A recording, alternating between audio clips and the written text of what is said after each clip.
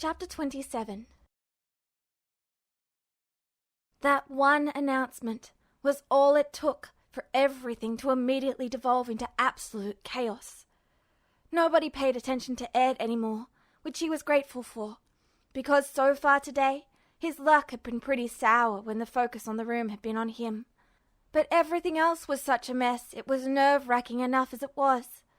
Soldiers running in and out of the room, brushing him aside like he was a piece of trash, and Roy was not much better. The bastard tried to speak up once or twice, but simply being talked right over, and no attention being paid to either of them whatsoever. Ed wouldn't have minded that part so much if the full, horrible reality of the situation wasn't already becoming readily apparent. The rebels were here.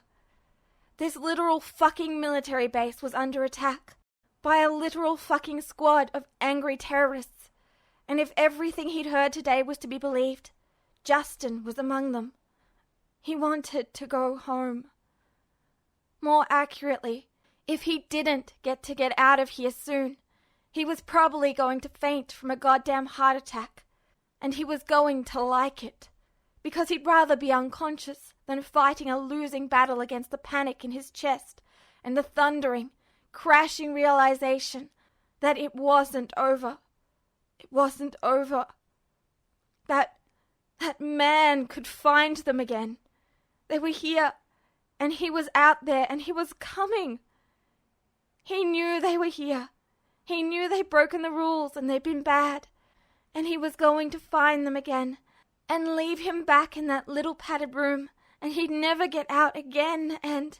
"Calm down, Fullmetal," the bastard ordered quietly, guiding him back to his side with one strong, still-gloved hand, one on his shoulder and another one drifting possessively to his back, curling twitchily like a shuddering bowstring pulled taut and about to snap. "We'll be fine," he promised again. Ed knew, however, that Roy was not in a position to make that promise. Ed wanted out of here. He wanted to take Roy and Al and run. He wanted to be back in his room at Roy's adoptive mother's bar, or hundreds of miles away in Resemble. Yeah, that was good. Hundreds of miles out of here. But that wouldn't even be enough, would it? Hundreds of miles wouldn't stop him. Thousands of miles wouldn't stop him. He'd found them here, after all, hadn't he? Justin knew he'd broken the rules, and he was going to kill Roy just like he'd promised, and then Ed would wake up back in that straitjacket in the cell, and he would never, ever, ever get out. "Fullmetal, stop." And then Roy's face was in his, bleached pale, but black eyes hard, and the hand on his shoulder even tighter. "Listen to me. He won't find us. He won't get to us. And he'll never, ever touch you again, okay?" You can't promise. Can't stop. "Fullmetal," he ordered, now for the third time, and instead of on his back, one hand moved to his face, cold but strong and there, and the other one held reassuringly in between them, with the glove and its array facing Ed. "Fullmetal, I can promise, and I am. Nobody is going to be able to so much as touch you that you don't want to. Do you understand? I've got this. I've got you. Okay? You understand, Fullmetal?" Roy flexed his hand a little, curling it as if in warning, as if he was just about to snap, and then, still looking him right in the eye, he gave Ed a reassuring smile. Ed's heart continued to hammer sickeningly away, so fast and hard he almost wanted to throw up. His pulse kept grounding in his ear, and his mind kept racing with what if, and his arm was already starting to tingle and burn with the memory of what it was like. And, oh God, he wanted nothing more than to hide and never face any of this again. But slowly, stiffly, all but paralyzed with the terror of it, he nodded. Roy hadn't let him down yet. At that moment, Roy's Hawkeye marched straight to them, the small pistol so usually on hand with her, suddenly traded out for a longer rifle with an extra ammo belt or 3. She marched straight for them, or rather, straight for Roy, and stood there before them with folded arms, her sharp eyes inspecting them, up and down, in an analytical sweep. Every detail acknowledged, every factor taken in. Roy tried for a weak, uncertain sort of smile. She frowned severely right back. "You stay here, sir. Edward, you also stay here with him. Do you understand?" She stared them both up and down again, glare so piercing it was dangerous, and advanced yet another step forward. "I am being ordered to lead a sniper battalion on the roof, while Lieutenant Colonel Hughes will shortly take command of a line of defense on the ground floor. The safest place for you is to remain in this room. You will not open the door. You will not burn up your sanity in a cockamamie scheme to assist in the fight. You will not, for any other reason that I have yet to cover, leave this spot until it is all clear. Is that understood?" Roy gulped. Slowly, almost jerkily, he nodded. Once again, Ed was with him. As unhappy and skittish as he was, to be forced to sit out of the action. Fuck, that certainly beat throwing himself into the thick of it without an arm or a leg. And it certainly beat throwing himself into the thick of it where he could get separated from Roy or Al. The lieutenant glanced them both up and down, a third time, sharp eyes clearly analyzing for any signs of deceit. Then, with an unerring air of calmness, she knelt down to Ed's eye level, brought her hand back to her pistol, and pressed it firmly right into his chest. "For protection," she told him steadily. Her warm fingers spread over his heart in a startling contrast to the gun, cold as ice, and her eyes, hot as simmering coals. "The Colonel has his gloves, so you need something too. I know I can trust you with this responsibility, Edward. You might not know or remember it, but I do. So let that be enough for now. Promise me that if you have to, you'll use it." Ed stared back at her, nerves clashing with wonderment this time, and leaving him at a loss for words. He looked down at the cold gun, still pressed reassuringly into his new and scratchy uniform, entirely foreign and strange, and he'd never held one before. At least he didn't think so. But it was there, being offered freely, and by the look in the lieutenant's eyes, he knew he was trusted to handle it. And he couldn't lie either. If Roy had his gloves, then he damn well wanted something to defend himself with too. He wasn't fucking useless. Slowly, with one firm nod, he wrapped his hands around the gun and accepted it. It didn't feel any more comfortable or recognizable once it was in his hand, heavy and hard as he slowly folded his fingers around it. But it was simple enough, right? Just aim and shoot. If Roy could figure out his gloves, surely Ed could manage that much. "Promise, Lieutenant," he swore quietly, settling the cold gun down by his side. "I've got this." Hawkeye remained knelt down before him, watching him with worried eyes as if searching for any sign that he might not be ready for this. Her gaze swept over him once, twice, carefully and analyzing, until something finally shifted in her, and her stern features softened into the smallest of smiles.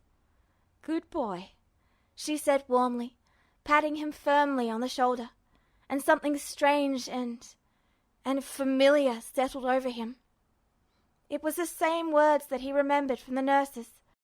All the time, every day, a smile and saccharine sweet words that waved his own words aside and saw him as nothing more than a stupid, foolish child to be ignored. It was the same words in his ears. It was the same hand on his shoulder, the exact same. But then it wasn't. Those nurses had patted him on the head and told him good boy, like he was a dog or a 2-year-old to be patronized. But Hawkeye, she looked at him like he was an equal. She looked at him like she trusted him. Ed may not have remembered her, but, he realized, as a steady warmth grew around his heart and collected around the still coursing panic, she remembered him. With one steady, confident nod, Hawkeye patted his shoulder again, warm and steady, and then she pushed herself straight up to turn towards Roy instead. "And you'll do the same, sir. Do you understand me? You'll remain here and protect yourself at any cost. But you will remain here. Is that clear, Colonel?" Yes, ma'am. Her eyes narrowed again, a deadly sort of examination for truthfulness. And though whatever she found in him finally satisfied her, she clearly remained suspicious. "Then I'll see you again shortly, sir," she said, promptly saluting, rifle back to her side. "And if that is any sooner than before the end of the fight, and we have returned here to collect you, it will not be a fond meeting." And then, without even waiting to be dismissed, she snapped her hand down to her side, turned her back, and marched right out of the darkened office at a brisk, disciplined military jog, on the heels of so many other soldiers, and Ed was left alone with Roy, Hughes, his brother, and the gun. He was not, of course, left alone and unbothered for long, because Hughes was next, right away taking the lieutenant's place before them, and giving them both a steady, sharp sort of grin. "You, my friend," he said, "are also taking this." With a flash of steel, a push dagger was pressed into Roy's grip. Their hands grasped together, even as his grin faded into a steady, tense line. "I know this seems hectic, but everything will be fine, all right? You'll be safe here. You'll see. No one's going to get in here, and before you know it, we'll be out of here, and you'll be fine. Both of you will, okay?" He glanced down reassuringly at Ed, giving him the same sort of calming smile Hawkeye had tried for, then refocused back on Roy, this time with a gentle sort of slap to his cheek. "Now, Roy?" The bastard scowled, looking somewhat like a petulant child, and even to Ed, it looked just a little bit like his face started to flush red. "What, Maze? You recall how I told you I was going to kill you for hitting Gracia as soon as you were better, right?" Yeah? The lieutenant colonel grinned sharply again. "Well, that's still true. However, if I so much as find you one step outside of this room, you are not going to live long enough to get murdered by me for that." Then, his sharp grin softened into a warmer smile, and he reached out swiftly to tuck his friend into a brief, one-armed hug. Hughes knelt down to Ed's level, just like Hawkeye had, and did the same for him. One very brief, very gentle hug that ended with a soft pat on his side and a conspiratorial sort of wink. "Look after him for me, okay? I'm sure you've realized, even if he's tried to hide it, but he can really use it sometimes. Maze, really, I do not. Except you really, really do. Both of you do." Hughes stood back, hands on his hips, gazing over the both of them as if to evaluate how truly ready they were. And then, smile already fading back into a tense line, hand already going to the radio clipped to his belt, he turned to follow Hawkeye's run out of the office. Then, not even a second later, he poked his head right back into the office to point straight at Roy's face. "And both of you, stay away from the windows. You hear me? Away!" And with that, he was gone, and Ed and Roy were both left blinking and all but agape behind. Ed glanced blankly up at the bastard, and again some of the nervous tension fluttering through him was soothed by the amusedly shell-shocked look on his face. It took several moments more, passed only by a few confused blinks, until the older alchemist finally managed to shake it off with an exasperated sigh, rubbing one gloved hand across his face while he moved to meet Ed's eyes. How come everyone seems to expect me to run off all half-cocked into a firefight? I'm no more eager to get involved in this than you are. Shaking his head, Ed limped himself a little more comfortably against the wall, leaning again into Roy's warmth and trying to steady the anxious trembling he could already feel growing in his hand. Maybe because they know you're a bastard. His pale face creased into another frown, gloved hand twitching as if in embarrassment, and Ed found himself just shaking his head and swallowing a snicker as he turned back to face his brother. What do you think, Al? Does Roy... Al? Because his brother had not been listening to them bicker. His brother, instead, was already fully wrapped up in redecorating the now deserted office. And by redecorating, Ed meant busying himself with forcefully yanking the curtains out to cover every inch of the wide windows, pulling bookcases and a heavy desk to scrape and screech over the polished floor, carving a steady array of scratches into it without any heed whatsoever. As Ed watched, his brother hauled one heavy piece of furniture after another towards the door, each one setting up as a barricade or blockade of sorts, to slow down the rebels if they made it up here. That was why, Ed realized with a sobering, almost freezing wave of realization. That was why Al had torn apart the office and put it back together again like a jigsaw puzzle. A haphazard, interlocking blockade to create one last barrier against anyone who made their way up this high who they didn't want in. Ed gulped and drew a little nearer to Roy again. When Al finally stood back to examine his handiwork, it was to a heavy, solid desk overturned on its side, with a couch shoved up against it, blocking the doors. Such a mess, Ed wasn't sure he could even climb over it, or even if he could, it was obvious that door wasn't opening against that barricade. Then there was the heavy bookcase, their contents already half scattered all over the floor, while the furniture itself was arranged closer to them, looming enough for them to hide in its shadow for one final, last-ditch effort if someone got in here wanting to find them. Somehow, all of the bravado that Hawkeye and Hughes's confidence had inspired began to flag under the dire, very obviously grim circumstances of what sort of nightmare they had just landed on. Another slow, subtle sort of boom rolled through the room, like a distant rumble of thunder, and once again Ed's attention was refocused on the fact that the lights were still out. Finally assured of all his work, Al moved towards them again, making a small, uncertain sort of noise as he wrung his huge hands together. "I'm going to wait outside," he said at last, inching a step backwards, then forwards again, as if he couldn't decide whether to leave or to stay. "No one should even get all the way up here. They said the group didn't look big enough to get inside, but just in case. You'll be safe if you stay here, and I'll guard the door from the outside just to make sure. No one will be able to get in if I'm there." He broke off for another worried pause, bright, soul-fire eyes tracking over the both of them, as if there was something more he wanted to say, but couldn't figure out what it was. Al wrung his hands together again, hesitant and fidgeting on the spot. And in Al, in that moment, just like he'd seen in Hawkeye's steady trust in him and Hughes's familiarity, he saw something that he recognized. This time, however, he recognized it from himself.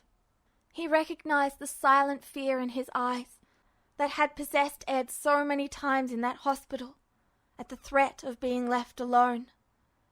Ed hesitated, something cold squirming in his stomach, and for the first time felt something shift in him to recognize his brother as his brother. Not somebody he knew only because his instincts demanded it, but because he looked at Al and saw someone that he consciously knew, as surely as he knew himself. He was still scared, but he could be strong for his brother. "We'll be okay, Al," he promised, arranging the steadiest smile on his face that he could. "Like you said, no one will be able to get in here as long as you're in their way. So I'll be okay. Promise. Al shifted uncertainly again. Then his metal face shifted into a beautiful, beaming smile, and that, evidently, was all his brother had needed to hear to reassure him, because with that, he walked straight for the wall, avoiding the barricade and locked doors, to instead neatly clap his hands, then press them to the plaster. As Ed watched, the wall parted cleanly away for an opening just big enough for his brother to walk through, so neatly and perfectly there was barely any crumbling dust or refuse left behind. Then, upon vanishing into the hallway, there was another clap, and the hole in the wall closed just as immediately and neatly as it had opened. Ed blinked again. God damn, this alchemy stuff was good. And with that, they were alone. He and Roy, alone in the now dark, ruined office, huddled up together, hiding from the windows, and pressing away from the door, with the distant booms and crashes and gunfire, he finally realized. That was gunfire. All there was to echo in their ears. Yeah, he really didn't like this at all. And it didn't matter, because, as he'd promised Al, he really didn't have any other choice but to sit here and bear it. So, he mumbled at last, the words dragging themselves out after an unbearable, thick silence. Ed settled the freezing cold gun gingerly down on the floor to rub his eyes, as if that might somehow clear the storm growing in his head. So, is this it then? Do they just want us to wait up here until it's over? Roy folded his arms, appearing just as distinctly uncomfortable with the idea as Ed suddenly found himself, then shuddered violently, as if he was trying to hold back a shiver, but didn't do a very good job of it. I'm sure that we'll be fine, Roy said pragmatically, but clearly with an effort. His dark eyes weren't even looking at Ed this time, sweeping around the newly shadowed corners of the office, as if something terrible or dangerous might leap out from them at any moment. I'm sure of course we're safe. We're all the way up here on the 10th floor? And think of it this way. We've got a whole army standing between us and them. Come on, what's safer than that? I don't know, Ed muttered back darkly, glaring to the floor. But this is the same army that somehow missed this whole web of crazy terrorists sneaking into the city that was supposed to be on lockdown, and somehow let them sneak all the way over here, apparently without being caught or even seen once. Roy's smile, with a gut-wrenching sort of chill, faltered. And Ed would have felt bad, because he hadn't meant to make Roy feel worse than he already did, or scare him. But right there in that moment, the slowly escalating terror already squirming in his stomach was not letting him calm down. Because his words were the truth.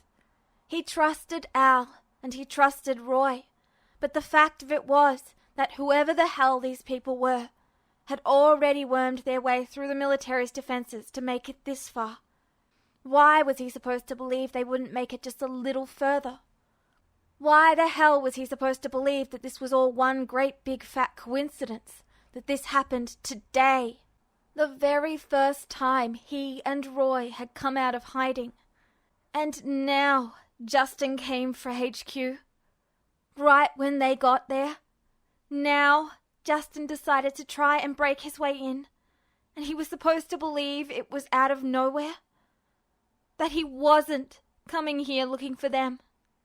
Oh God, he was looking for them. He was on his way here right now, maybe already in the fucking building itself, and he was looking for them. He knew they'd escaped and wanted them back. He told Ed if he disobeyed him or fought back that he'd kill Roy. He'd promised it, and minced no words as he described how he'd systematically dismember him. One finger, one limb at a time. He told him Roy would die and he was going to wake up in that room again.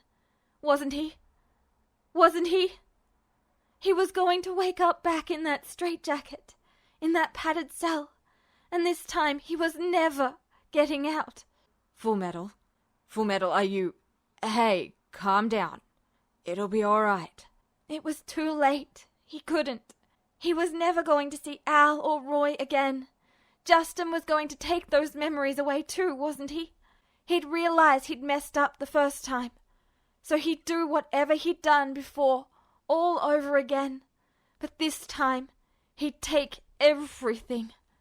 Ed would wake up back there, but this time he wouldn't remember Roy. He wouldn't even remember Al. He'd remember none of what he'd escaped to, none of what he still had, and the people who cared about him and wanted him safe. He wasn't going to remember anything except that tiny white room, and there was nothing he could do about it. Hey, Fullmetal? No, he gasped, shrugging the bastard's hand off when it was abruptly so much more than his racing, trembling mind could handle. No, you shut up! His skin was suddenly hot and crawling. An itching sweat broke out over the back of his neck as he pushed forward, eyes darting around the room in an escalating panic. He was locked in. The door was locked, and Al was guarding it from the outside. And it didn't matter that he was supposed to trust Al, because the door was locked, and they weren't supposed to do that. They weren't supposed to lock him in places. He didn't care that it was necessary. The door was shut, and he couldn't get out. He couldn't get out. He couldn't get out. He couldn't get out. He couldn't... Listen to me, Fullmetal. Roy hissed, one gloved hand clasping on his shoulder to swing him around, forcing them eye to eye, and not allowing him to look anywhere but at Roy. You're fine. They're not going to... I want out! Let me out of here! I can't be in here! Let me out! Let me out! Roy stared at him for several moments more, dark eyes conflicted and desperate, as he still clutched onto Ed's shoulder with his one good hand, the weight of the knife from Hughes digging through his shirt, and his fingers curling so tight he could feel them pressed into his back. He wanted to cry or scream or both. He wanted out. He had to get out of here right now. He could already feel the walls crushing in around him again. Then Roy's pale, shocked face crumpled, and the next thing he knew, he'd been tugged tighter into a one-armed hug, one gloved hand buried into his hair to push his face into the bastard's shoulder, the other grabbing his shirt to pull him as close as he could possibly get. I'm sorry. He only vaguely heard, choked out by his ear as the gloved hand pushed his braid aside, rubbing gently on his back. I'm sorry. But the words were drowned out under the steadily growing roar in his head, and the steadily increasing distant crack of gunfire. And Roy was still talking to him, the words and arms surrounding him closer than the walls. And for several frantic heartbeats, Ed found himself too overwhelmed to even listen.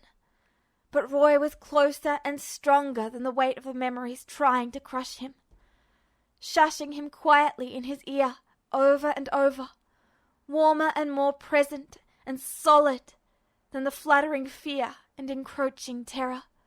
And second by second, Ed fumbled his way back down to earth. It's okay, Fullmetal. Was eased gently into his ear, over and over again. You're not there anymore. It's okay. But it wasn't okay. It just wasn't. After several moments, Ed finally managed one weak shake of his head and gaze still buried into the bastard's blue shoulder. I want out now, was all he was able to stammer, was all that he meant, all that he knew. He couldn't wait until this was all over. He couldn't wait until Al came back in here to collect him when it was finally safe. He couldn't just sit here for literal hours, huddled into a corner, staring at that locked door. He didn't care how unsafe it was. It didn't matter to him how steady and sure and there Roy was as he tried to calm him down. He wanted out now. Roy was quiet for several more seconds. Then he pushed back to hold Ed at arm's length, hand again on his shoulder, dark eyes looking directly to his own, and pale face still shadowed, troubled, but now sure. Roy was quiet at first, watching him with worried eyes and clutching him close, something deeply concerned flickering across his face. Until he grinned. You want out of here, Fullmetal? Ed swallowed hard, struggling and not succeeding very well at smothering the panicked lump in his throat. Yeah? You sure? Roy pressed, squeezing his shoulder again. You know it's not safe out there right now. We'd probably end up in danger and have to protect ourselves. Alphonse won't be able to help us. We'd only be able to rely on ourselves. Even knowing that, you still want to get out of here? Ed hesitated again, panic still fluttering in his chest. But the anxiety crawling at every inch of him screamed the answer before he could even think of it. Yes, he wanted out of this fucking room. He didn't care how dangerous it was out there. He just wanted out of this tiny space, with a locked door staring him in the face that had him trapped and unable to get out. Yes, he didn't care. He just wanted out. So? The Colonel grinned viciously again. Just making sure, he assured, pulling on Ed's shoulder to turn him around and situate him carefully and safely against his chest, left arm holding him there securely while he flexed his gloved hand several times, curling his fingers. Roy took a deep, steadying breath. Ed felt it by his ear, and in the way he moved behind him, leveling his hand and clearly trying to still the faint trembling. Then he snapped. There was a low, rumbling sort of creak, far closer and more ominous than the steady booming of a firefight from so many floors beneath them. Roy's fingers twitched and, beside him, the Colonel let out a shudder of a gasp. And, as Ed watched, one misshapen, jagged hull ate cleanly through the wood of the office floor and carved out a chunk of flooring twice Ed's size to crash down to the office below them. Ed gaped. Next to him, after a somewhat stunned moment of silence, the bastard finally let out another groaning sort of hiss, vigorously shaking his hand about, before just desperately clutching it to his chest. The look on his face a cross between irritation and pain. God damn it!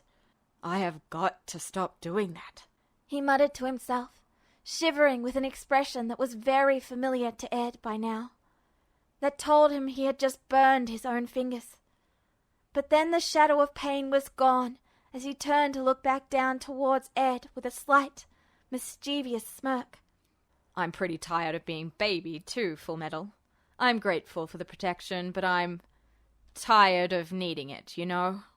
His smirk broadened as he tugged his uniform straight, then held up his gloved hand between them, clenching his fist to pull the array tight and taut. If I'm supposedly this high-ranking officer, I should be able to stand up for myself. And, to be perfectly honest, I think I'd like to be the one to find Justin and put an end to this, once and for all. Roy paused for another moment, his eyes searching, gloved hand still tensed. But when Ed found himself incapable of anything at all greater than simply staring, the bastard smirked a little more, reaching out to pat his shoulder instead. We can still stay up here if you don't want to do this. I won't go if you don't want to, so it's up to you, Fullmetal. Are you in? Ed stared blankly at the bastard again, the hole in the floor, back to the bastard. Then he grinned right back. You got it, he promised, and clutched the gun from Lieutenant Hawkeye back to his chest. He was afraid, yes, but he was more afraid of being trapped up here like a sitting duck than he was of actually making a stand and fighting for himself. Roy was right. Ed was tired of having to wait around for others to save him. Once again, like Ed had so many weeks ago, once again, like that bloody night they'd both escaped from that damn hospital, Roy shifted around, crouching in an obviously silent invitation for Ed to climb on. This time, the bastard's back wasn't burned. This time, Ed wasn't so faint with blood loss that he was apt to fall right off. This time, they were both calm enough to do this. And this time, Ed pushed himself forward with a hard grin, wrapping one arm tightly around Roy's shoulders and allowing the Colonel to then hoist him up by his leg. Just like he had weeks before, when they'd run for their lives, in one last desperate attempt to find their families. Well, they had their families now, and they weren't running away anymore. Roy had never felt this panicked, terrified, and exhilarated in all his life. Yes, he didn't remember damn well most of it. Well, didn't matter. He was pretty sure he would have remembered feeling higher on fumes than this. His heart skipped and pounded away, hammering hard so long and fast until he was all but light-headed, hands cold and clammy in his gloves, and fingers shaking so much he could barely hold onto Maze's knife. Ed felt barely any better, clutching so tightly around his torso, he swore his fingernails were going to start drawing blood, even through his uniform any minute now.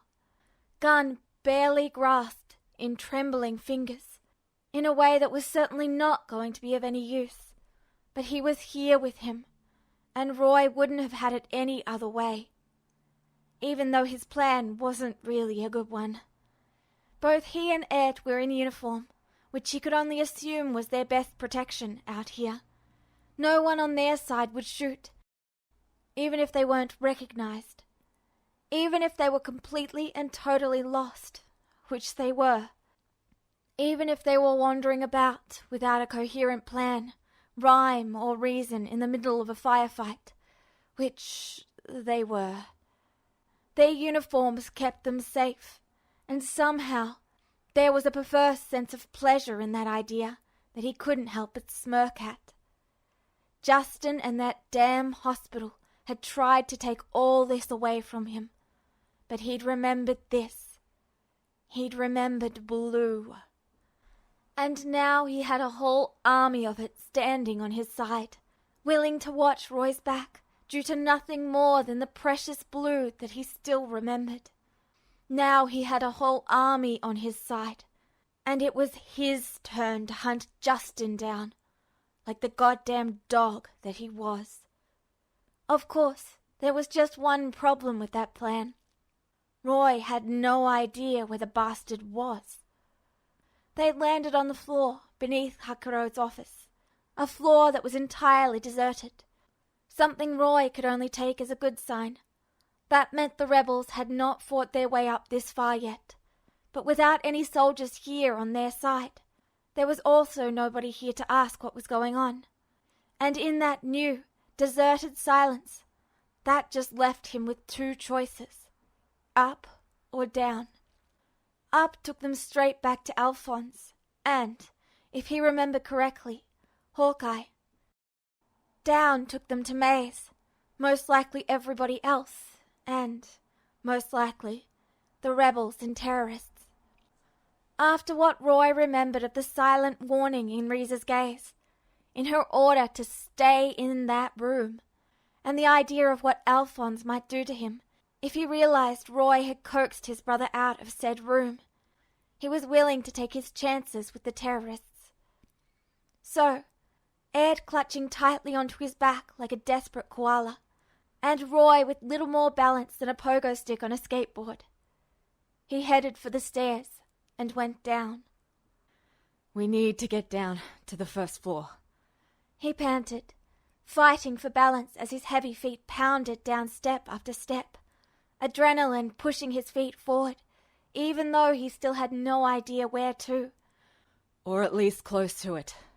Everyone should be down there. Of course they are, Ed grumbled.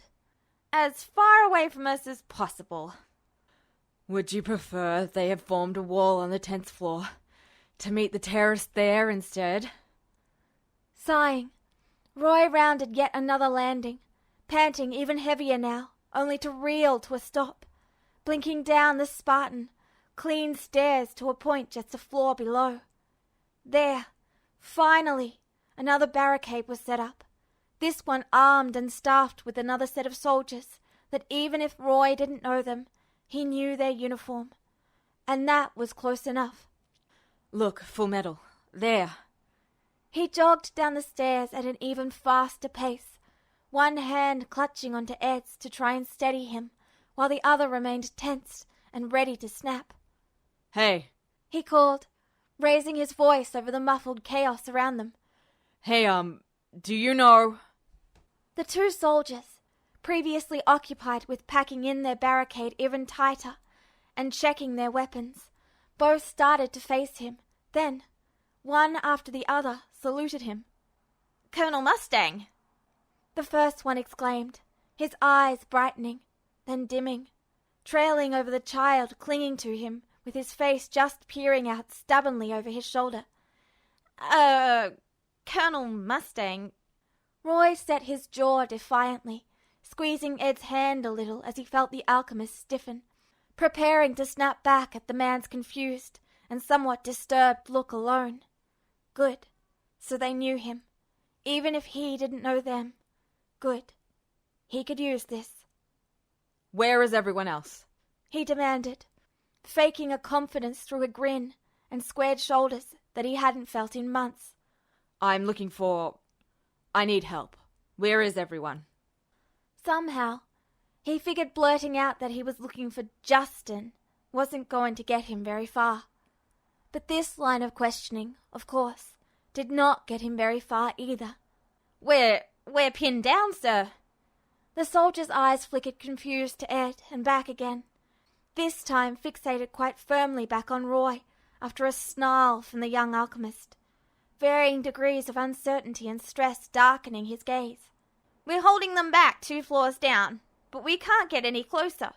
They're making it up the stairs and open fire whenever we try to come down. Can you give us some cover? We need to get back with the rest. Roy glanced uneasily at Ed, then down at his gloved hand, eyeing the neat array embroidered into the back. They were asking him, just assuming that he could pull it off, and that had to be why. He was the flame alchemist, and he was known for what he could pull off with his gloves. General Hakuro himself had said it. All they needed out of him was someone who could aim and control his alchemy. He dodged the question then, muttering a shameful and embarrassed no. He'd answered no, when he'd known Maze and Riza had expected it from him, and he'd known he was supposed to, with Hakuro sitting right there and implying that if he answered yes, he'd be taken away from Ed and his family and sent off somewhere to use his alchemy for them. There was no Hakuro here. There was just 2 soldiers that needed his help, and Ed on his back, reliant on him to get through this, reliant on him to protect them both. Just 2 soldiers, Ed and his gloves. Roy took a deep breath and closed his eyes. He could do this. He could do this. Hang on tight, he murmured to Ed, squeezing at his hand again. Hide your head or something. Then, squaring his shoulders, Roy tugged his glove tighter down and swiveled around to face the fight. Now that he was closer, he could just glimpse them further down the stairs. 3 or 4 men, working to form a sort of barricade of their own, simultaneously on the lookout for any attack from above, while trying to make their own strides below. Not so far away that he couldn't aim that far, not close enough for him to get a good enough look to feel comfortable.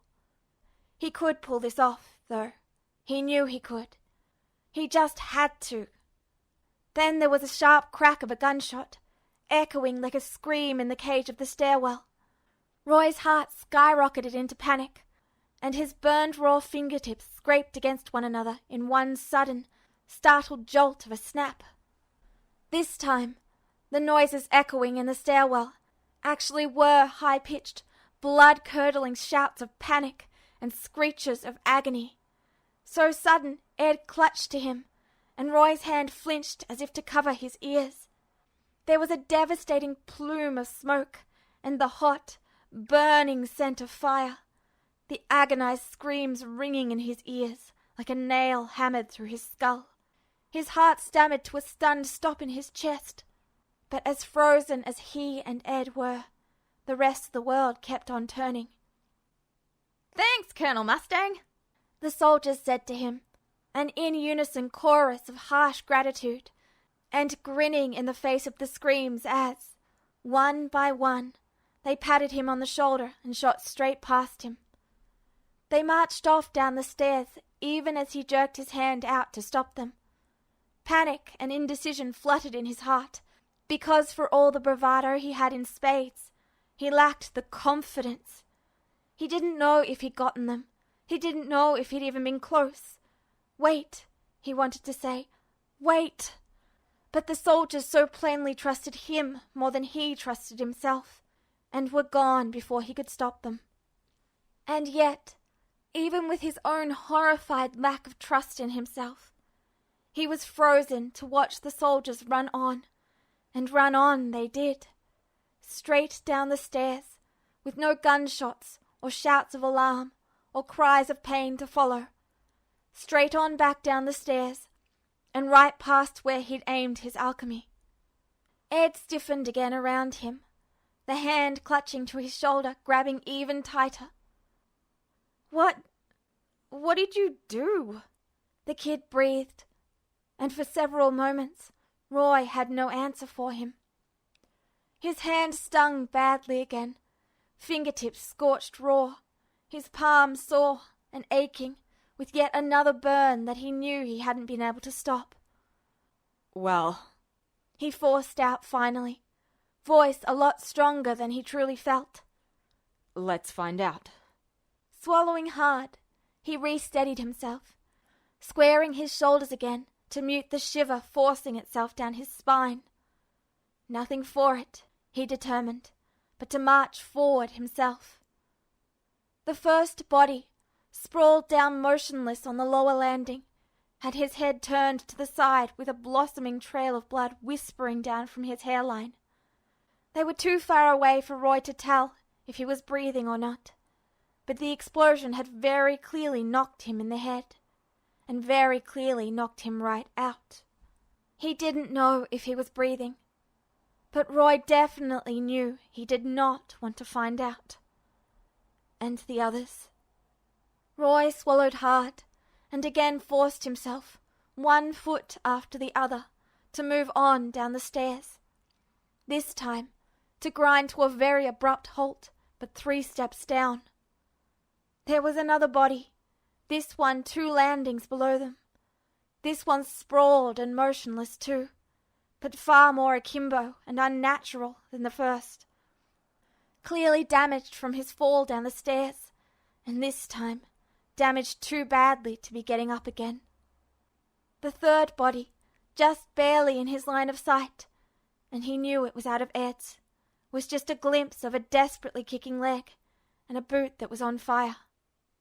Roy's stomach lurched, and before he even knew what he was doing, his feet had moved again, this time to drag him straight down the nearest landing and head straight into the hallway, as far away from the fire as he could get. He didn't want to see any more. And he did not want Ed to see more. He didn't want Ed to ask him about it. He didn't want to admit to what he was capable of.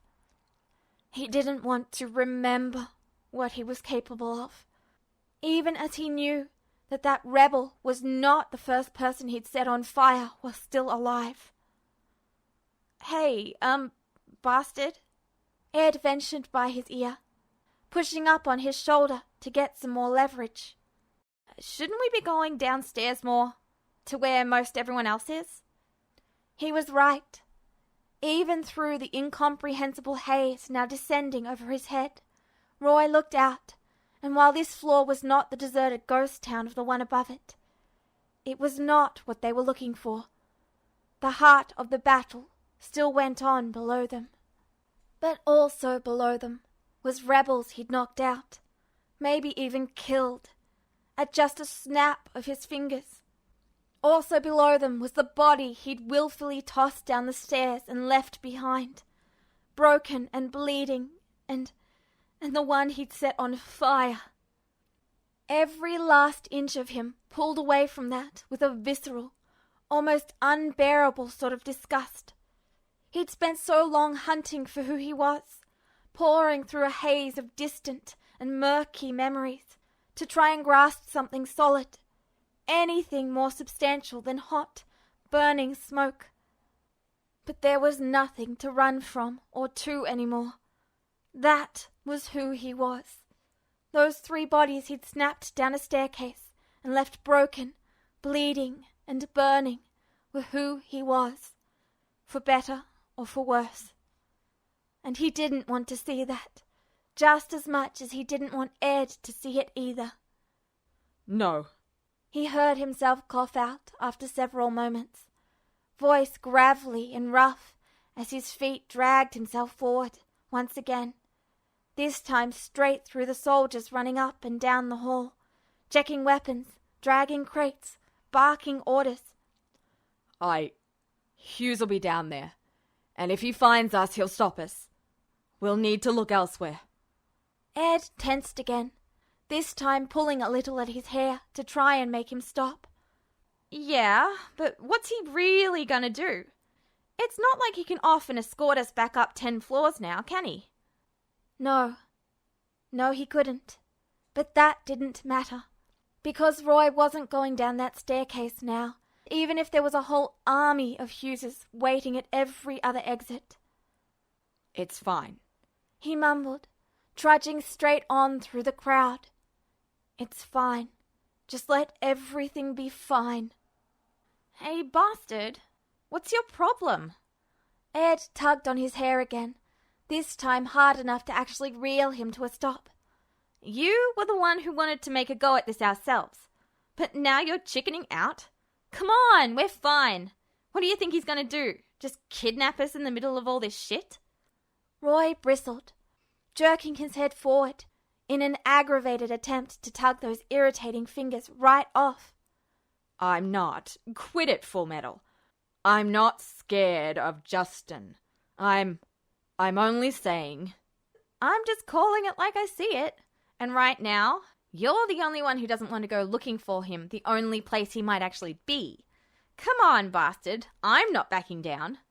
Neither am I. Take cover! Take cover! Everyone, take cover! Just meant, huh? Roy blinked dazedly, staring away from Ed, back to the chaos up and down the hallway. The chaos that had yanked its way one notch further. The network of blue uniforms darting past him, suddenly turning into a mass of coordinated panic. Soldiers abruptly dissipating, covering their heads and ducking to the floor and making a grab for anything solid they could find. The order was screamed out again, ringing in his ears, but Roy had no idea what they could possibly be talking about, or what he was meant to do. And when he blinked back at Ed, it was plain the younger alchemist was just as lost as him. For several seconds there was a desolate, very confused silence that settled over the chaos, reigning all around them. Then, with an earth-shattering crack, an ear-splitting boom, and a gut-wrenching drop in his stomach, The floor beneath them was splintered in the first explosion that wasn't from Roy's fingertips, and they fell. When everything finally ground to a dusty, painful, screeching halt, the scream still ringing right in Ed's ears, it was for him to find his head reeling and nearly all his body half crushed under a slab of concrete. Even with the horrified panic of the fall having careened into a screeching halt, the aches of being tugged so tightly into Roy's arms, the pain of colliding into the rough edge of torn concrete, and the shell shock of the dusty explosion in the first place kept him paralyzed. He just lay there, collapsed sloppily over the broken curve of some miserable piece of rubble, and the warm weight of Roy's arm, grasping into the thick silence, and mind utterly shattered with the shock. He blinked shudderingly into the sudden, new dark. He jerked with the sudden pain of it, sore all over and shaken. The only anchor he had Roy's arm against him. Ed jerked again, the sudden fall and new darkness turning his mind to mush, but managed to at least be aware of Roy next to him, and at least drag himself around to see if he was okay. "Bastard!" he coughed, or at least made an attempt. A guttural, struggling sort of failure that sounded more like a hacking gasp than anything else. He coughed again, swallowing, and made a second stab at it. "Hey, bastard! What's going on? What happened?" Ed squinted hard, and the shadows blotting out with the spots of colour bleaching through his eyes. Roy nothing more than a dark mass, slightly lighter than the rest of the darkness surrounding him. Roy grunted, just a small, exhausted sort of groan, non-verbal and barely coherent, enough to prove he was alive, not enough to prove anything beyond that. "Bastard!" he prodded again, shaking his head to try and clear the soft, spinning slush out of it as he pushed, now trying to get himself upright. He felt okay, at least. He could move his arm and his leg. He could breathe without too much pain. He was probably bruised and cut all over, but nothing serious, at least. God, his head was spinning. There was some more shuffling, some faint sort of creaks and crumbling of rubble, but they felt distant and vague, and not important at all next to the warm, shuddering body next to him. "Bastard? Roy?" he called again, glaring around the shadows. In the collapse, they had to have been completely trapped, he figured. That was the only explanation. Their only light sources being beyond the rubble, and leaving him and Roy in complete darkness. He would have panicked then and there about being shut in, potentially with no way out, if he hadn't been about to panic about the fact that Roy wasn't answering him. "Roy!" he called desperately, shaking him. "Roy! Bastard!" There was another low, sleepy sort of groan. This one seemed to at least try to approximate some sort of reply, but whatever words there were lost underneath the sigh, and he did not try to say it again. Shit, this was bad. This was really, really bad. Ed sucked in a stuttering gasp, mind again threatening to all but throw itself right off the tracks, his heart pounding and his hand trembling, even as it rested on what he hoped was Roy's back. Great. He'd never needed a human match more than right this second, and now his resident flamethrower of a friend was out cold. Ed heaved in another trembling breath, shaking his head hard when he felt that panic in his chest start to rise. Nope. Wasn't okay. That couldn't happen this time. This time he didn't have Roy to take up the slack if he often lost his mind. Because now it was all on him, and Roy wasn't moving. Why wasn't he moving? Why was it so fucking dark? "Damn it, bastard!" he stammered. "If you could just give me a light right now." But Roy wasn't awake enough to answer him. By the rare groans and uneven breathing, he might not have been awake at all. Ed took a deep gasp of his own, struggling to keep his head on and think through the encroaching panic. Then, his gaze still only for the gently breathing, slumped figure before him, he got to work. It was hard in the almost complete darkness, but he ran his hand over the colonel, searching until he landed on his back. Definitely breathing. Good. That assured, he shifted again, shoving himself up, along with the faint sounds of rubble shifting and creaking everywhere, in wherever the hell they'd ended up, carefully running his hand up until he'd found Roy's right shoulder, then feeling his way down until he'd found Roy's hand. Or, more accurately, his gloved hand. Ed grinned again. Gimme, he muttered, wrapping his fingers around Roy's bigger ones to work against the cloth. Definitely had to be careful here. If he dropped the glove, in this darkness it'd be hell to get it back. Gimme, bastard, come on. Roy groaned quietly again, shifting just a little, turning underneath him with a great, heavy sigh. But he still did not seem to be conscious, so Ed just kept on, focusing on nabbing the glove for himself. It probably wouldn't fit too well, but that didn't matter. All he needed was the flint in the fingertips. He muttered to Roy as he worked, trying to prod him awake as he, as gently as he could, worked the fabric of the limp hand, and using the colonel to stave off the panic he could still feel gnawing at the edge of his mind. Ed could get through this. Roy had gotten him through so much more before this, and now Roy was the one who needed him. He could do this. Glove now in hand, Ed settled back down next to him, still gingerly shaking the limp shoulder next to him as he tried to think. Okay. Now he could make fire. He just had to find something to set on fire. Well, he was surrounded by all this damn rubble, half of it still cutting into him and pressing into his now many bruises, but that was probably mostly concrete. At last, still scowling to himself, Ed pushed himself up to his knees to unhook the uniform shirt Havoc had given him this morning. Damn thing had been tripping him up all day, and now it was finally about to get some use. The thing was mostly thick cloth, so it'd probably burn pretty quickly, but there was a lot of it, and the leather belt and metal buckle would surely slow it down. Besides, he didn't need light for all that long, just long enough for him to figure out how to wake Roy up. Satisfied, Ed wrapped the bundle around the nearest hunk of rubble he could grab, making sure to settle it carefully away from the limp colonel and from Ed's own foot. Then he set his fingers to it and, just like he had watched Roy do so many times himself, he snapped. There was no impressive, fancy explosion.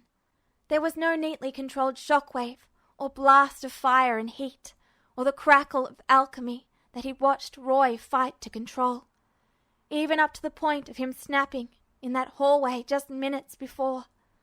There was, however, the heat of a spark between his thumb and fingertips, and then the immediate satisfaction of the cloth catching fire. Ed sighed in relief, grinning into the new flickering shadows as he lowered his newly gloved hand to his lap. He knew he wasn't useless. Maybe he was still a massive liability, because he still didn't have his new arm or leg like Al had promised him he usually did. But he at least pulled this off. And all while the bastard slept, too, he muttered to himself, grinning again. But this time, finally able to look back to Roy and see what was wrong. The light was faint, dancing shadows that flickered along the length of the crumbling concrete rubble around them, forcing him to squint and lean just to try and get a better look. It was hard to tell, but it was definitely Roy that was slumped messily beside him. The colonel curled against rough edges with his head pillowed against a jagged shard of rock. His hair hid his face, dusty and ruffled. From what Ed could see, he seemed okay. Hey, Roy, he called nervously, shaking at his shoulder again. Come on, bastard, wake up. Wake up. Anxiously, he moved his hand from Roy's limp arm to his face instead, gently turning it up towards the dim lighting to try and catch a glimpse of his expression. Ed's stomach clenched in deep, nauseating worry. Roy's face was worryingly pale against the firelight, shadows dancing along his cheeks as he flinched under the new exposure to light. His eyes were closed tightly and the corners of his mouth tight, grimaces crossing his face, and mutters out of his mouth in a way that again confirmed he was alive, but certainly not awake and kicking. What was most concerning was the trail of black blood glistening in the firelight, already trickling down from his hairline. Damn it, Roy. Can you not take another knock to the fucking head? Neither of us can take that. You... Come on, bastard. Wake up. Wake up! Roy groaned something, muttering under his breath as Ed shook him, rousing at least a little, but not enough. Ed swore under his breath, shifting back to glance over the rest of him, searching for any other injury. Damn it, this was not good. Roy's left arm was pinned underneath a hunk of concrete that Ed already knew just looking at it he wasn't strong enough to haul off of him. And even if the bastard had been awake, he probably wouldn't have the leverage to do it himself. Wake up, bastard, I swear! Roy grunted again, head rolling against the rough stones, as another pained grimace crossed his face, mouth twitching. What? He grumbled, a half cough, half muffled sort of growl. But it was the best fucking thing Ed had ever heard. Good morning, bastard. He gasped, sagging with relief back against his own miserably uncomfortable pile of rubble. Sleep well? He dragged a badly trembling hand through his hair as Roy started to squint, obviously in pain but more confused than before, and that was about all Ed could ask for. Fucking taking a nap in the middle of all this. What were you thinking? Roy grumbled something again, the words incoherent this time as he squinted his eyes open, glaring into the flickering shadows. Slowly, he tensed, starting to try and push himself up with his free hand, only to fall still again with a shudder, pain clenching in his jaw. What's going... He stopped. His eyes widened.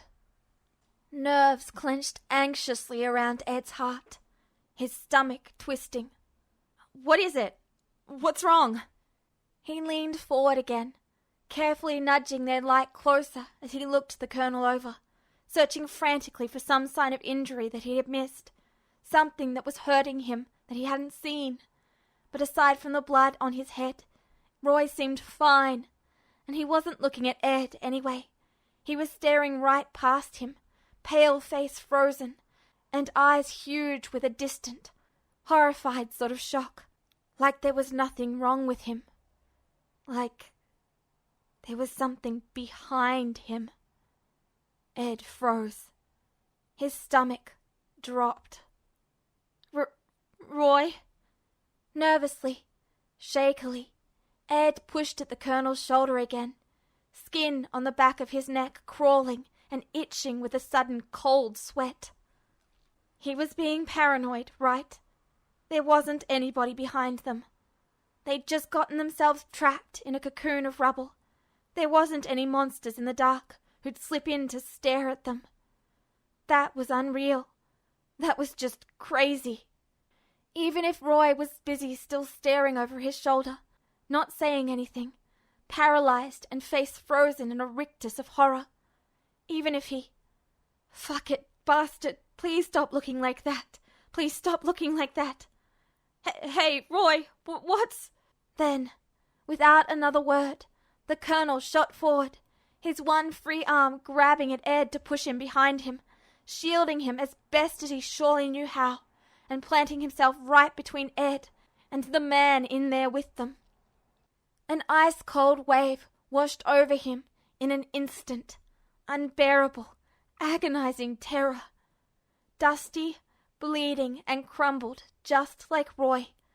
Plainly obvious that he'd been caught up in the same explosion that had dragged and trapped them both down here. Injured from the chaos, but upright, steady, and ready to go. There was a gun in his hand that had very clearly been there for a while. Lazy and loose, but pointed right at them. And waiting across the collapsed, deserted room, and in the fragile, flickering shadows, that was all there was to light up his face.